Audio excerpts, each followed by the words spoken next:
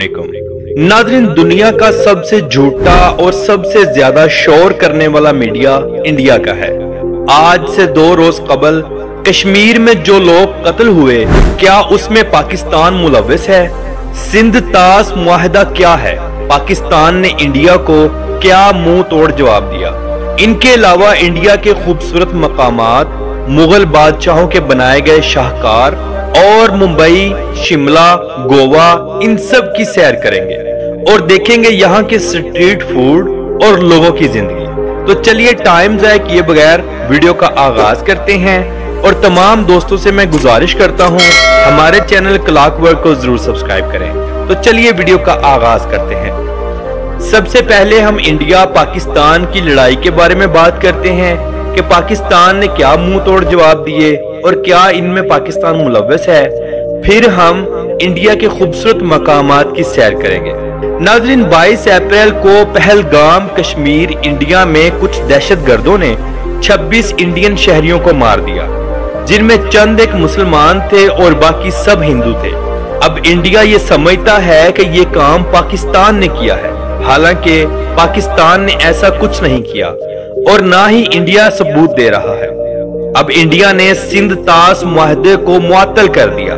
ये वो एग्रीमेंट है जो 19 सितंबर 1960 में किया गया, जिसके मुताबिक इंडिया दरियाए सिंध का पानी कभी भी नहीं रोक सकता। इंडिया के इस गलत कदम की वजह से पाकिस्तान ने इंडिया के तमाम जहाजों की फजाई हदूद बंद कर दी, चाहे वो इंडियन एयरफोर्स के हों या इंडिया की सवारी वाले जहाज हों। अब ये तमाम जहाज पाकिस्तान की हदूद को इस्तेमाल नहीं कर सकेंगे।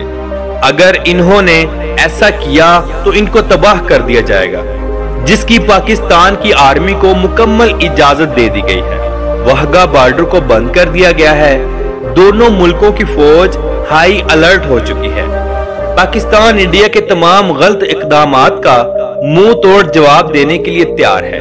पाक फौज और पाकिस्तान की अवाम अपने मुल्क के लिए जान देने के लिए हमा वक्त तैयार है। अल्लाह ना करे कि जंग तक बात जाए, दोनों मुल्कों में अमन और इत्तेफाक ही बना रहे। तो चलिए अब हम इंडिया के खूबसूरत मकामात और हिस्ट्री पर बात करते हैं।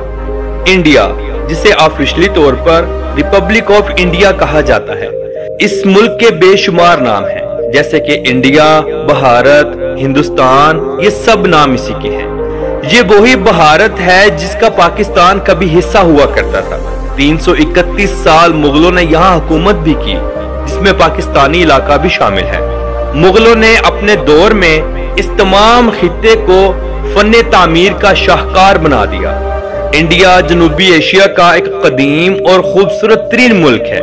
इंडिया का कुल रकबा 32,67,263 मुरब्बा किलोमीटर है। रकबे के एतबार से दुनिया का 7वां बड़ा मुल्क है और इसकी कुल आबादी 1,42,86,27,663 लोगों पर मुश्तमिल है, जिनमें अक्सरियत हिंदुओं की है और हिंदुओं के बाद सबसे ज्यादा अक्सरियत मुसलमानों की है। आबादी के लिहाज से इंडिया दुनिया का सबसे बड़ा मुल्क है। नाज़रीन, इंडिया का दारुल हुकूमत न्यू दिल्ली सिटी है, जो कि इंतहाई खूबसूरत और जदीद है। ये एक सियासी, इक्तिसादी और समाजी शहर है। इसी शहर के अंदर गवर्नमेंट के तमाम बड़े इदारों के हेडक्वार्टर्स मौजूद हैं। इस शहर के मशहूर मकामात में इंडिया गेट है, जिसे अंग्रेज हुकूमत ने पहली जंग अजीम में मारे जाने वाले फौजियों की याद में तामीर किया था। ये जंग 1914 से 1921 तक चली थी, जिसके अंदर 74,187 फौजी भी मारे गए थे। न्यू दिल्ली का कुल रकबा देखा जाए तो 42.7 मुरब्बा किलोमीटर है और इस शहर की कुल आबादी 2.5 लाख लोगों पर मुश्तमिल है। नाज़रीन, इंडिया के अगर स्ट्रीट फूड की बात की जाए तो अल्लाह ही बचाए, ये लोग सफाई सुथराई का जरा भी ख्याल नहीं रखते। गंदे हाथों का इस्तेमाल करना, गंदे पानी का इस्तेमाल करना और गंदे बर्तनों का इस्तेमाल करना इंतहाई आम है। हाँ, आप किसी अच्छे होटल में जरूर बैठकर खाना खा सकते हैं। इंडिया में हलाल फूड भी आम है और हराम फूड भी। अगर आपका कभी इंडिया जाना हुआ तो खाने पीने का खास ख्याल रखें और चोर लुटेरों से भी बच के रहें। इंडिया में क्राइम रेट बहुत ज्यादा है। इंडिया एशिया के उन ममालिक में आता है जहां शराब कसीर मिकदार में पी जाती है। ہندو میجورٹی اور سکھ میجورٹی زیادہ تر شراب کا استعمال کرتی ہے۔ سارا سال شراب انتہائی عام چلتی ہے۔ خوشی اور تہواروں کے موقع پر شراب کا استعمال اور بھی زیادہ ہو جاتا ہے۔ اگر آپ نے زندگی کا مزہ لینا ہو تو ممبئی شہر میں ہی سٹے کریں، کیونکہ ممبئی کے لوگ فرینڈلی ہیں اور ماحول بھی کافی اوپن ہے۔ اب ہم سیر کریں گے بادشاہوں کی سرزمین راجستھان کی۔ یہ ہندوستان کی رقبے کے لحاظ سے سب سے بڑی ریاست ہے۔ یہ ریاست عظیم ہندوستانی صحرا پر مشتمل ہے۔ راجستھان کے شمال مغرب کی جانب سے پاکستان پنجاب اور مغرب میں سندھ اور ستلج کے ساتھ اشتراک رہتا ہے۔ راجستھان میں انڈیا کا سب سے بڑا ساگر ڈیم بھی موجود ہے۔ راجستھان کا کلچر انڈیا کے تمام دوسری اسٹیٹوں سے بالکل مختلف ہے۔ یہاں کے لوگ قدرتی خوبصورتی رکھتے ہیں، انتہائی اٹریکٹیو ہوتے ہیں۔ راجستھان میں بالی ووڈ کی بے شمار فلمیں فلمائی جاتی ہیں۔ راجستھان کا کل رقبہ 3,42,239 مربع کلومیٹر ہے اور یہاں کی کل آبادی 6,85,50,000 لوگوں پر مشتمل ہے۔ اگر آپ نے انڈیا میں رہتے ہوئے سوئٹزرلینڈ کا مزہ لینا ہو تو شملہ کا وزٹ کریں۔ شملہ انڈیا کا اسٹیٹ کیپٹل ہے۔ اسے کوئین آف ہلز بھی کہا جاتا ہے، یعنی کہ پہاڑوں کی رانی۔ یہ ایک انتہائی خوبصورت اور ٹھنڈا علاقہ ہے۔ اس کا کل رقبہ 35.34 مربع کلومیٹر ہے اور یہاں 1,70,000 لوگ رہتے ہیں۔ یہ انتہائی خوبصورت اور فل آف نیچر ہے۔ سالانہ 2.5 کروڑ سے زائد لوگ اس کا وزٹ کرنے کے لیے جاتے ہیں۔ ناظرین، ہندوستان کی بات ہو اور تاج محل کی بات نہ کی جائے تو مزہ نہیں آتا۔ تاج محل یہ وہی خوبصورت عمارت جسے مغل بادشاہ شاہ جہان نے اپنی بیوی ممتاز محل کے لیے تعمیر کروایا تھا۔ اسے 1631 میں تعمیر کروانا شروع کیا اور 1653 میں اس کو مکمل کر دیا گیا۔ یہ محبت کی ایک ایسی نشانی ہے جو رہتی دنیا تک رہے گی اور یہ ایک لازوال نشانی ہے۔ اس محل کو بنانے کے لیے دنیا کے مہنگے ترین کاریگروں کو اکٹھا کیا گیا، پھر تمام کاریگروں کی محنت کو اکٹھا کر کے ایک تاج محل بنایا گیا۔ تاریخ میں لکھا گیا ہے کہ تاج محل بنانے والے مستریوں کے ہاتھ کاٹ دیے گئے تھے تاکہ تاج محل جیسا دوبارہ دوسرا کوئی محل نہ تیار کیا جا سکے۔ روزانہ کی بنیاد پر ہزاروں لوگ اس کا وزٹ کرنے کے لیے پورے انڈیا اور دنیا کے مختلف ملکوں سے آتے ہیں۔ تاج محل کے اوپر لگائے گئے پتھر کی بڑی خاصیت یہ ہے کہ یہ اپنا رنگ بدلتا رہتا ہے، یعنی دن کے وقت اس کا رنگ کچھ اور ہوگا، چاندنی رات میں اس کا رنگ کچھ اور ہوگا اور شام کے وقت اس کا رنگ سرخی مائل ہو جائے گا۔ تاج محل انڈیا کے شہر آگرہ میں موجود ہے۔ آگرہ میں ایک قلعہ بھی موجود ہے جسے آگرہ قلعہ یا آگرہ فورٹ کا نام دیا گیا۔ اسے آگرہ کا لال قلعہ بھی کہا جاتا ہے۔ اس قلعے پر 1530 میں مغل بادشاہ ہمایوں کی تاج پوشی ہوئی تھی۔ بعد میں مغل بادشاہ اکبر نے 1565 میں اس کی عمارت کو اور خوبصورت بنایا۔ اس قلعے کو اکبری قلعہ بھی کہا جاتا ہے۔ انگریزوں کے قبضے سے پہلے اس قلعے پر آخری حکومت مرہٹوں نے کی تھی۔ یہ قلعہ تاج محل سے 2.5 کلومیٹر کی دوری پر شمال مغرب کی جانب واقع ہے۔ اس قلعے کی آخری بار مغل بادشاہ شاہ جہان نے تزئین و آرائش کروائی تھی۔ یہ قلعہ آگرہ اتر پردیش میں موجود ہے جو کہ مغلوں کی بہترین یاد ہے۔ اس قلعے کا کل رقبہ 94 ایکڑ ہے۔ اگر ہم بات کریں لال قلعے کی تو اسے لال قلعہ یا لاہوری گیٹ بھی کہا جاتا ہے۔ یہ دلی ہندوستان کا ایک تاریخی قلعہ ہے جو مغل بادشاہوں کی رہائش گاہ تھا۔ شاہ جہان نے 12 مئی 1639 کو لال قلعے کی تعمیر شروع کی جب اس نے اپنا دارالحکومت آگرہ سے دلی منتقل کیا۔ اس قلعے کو استاد احمد لاہوری نے ڈیزائن کیا تھا جنہوں نے تاج محل بھی تعمیر کروایا تھا۔ یہ مغل فن تعمیر کا ایک شاہکار ہے۔ 15 اگست 1947 کو جب ہندوستان آزاد ہوا تو ہندوستان کے پہلے وزیر اعظم جواہر لال نہرو نے پہلی مرتبہ ہندوستانی پرچم کو لال قلعے کے اوپر لہرایا تھا۔ یہ قلعہ 2007 میں یونیسکو ورلڈ ہیریٹیج کا حصہ بھی بنا۔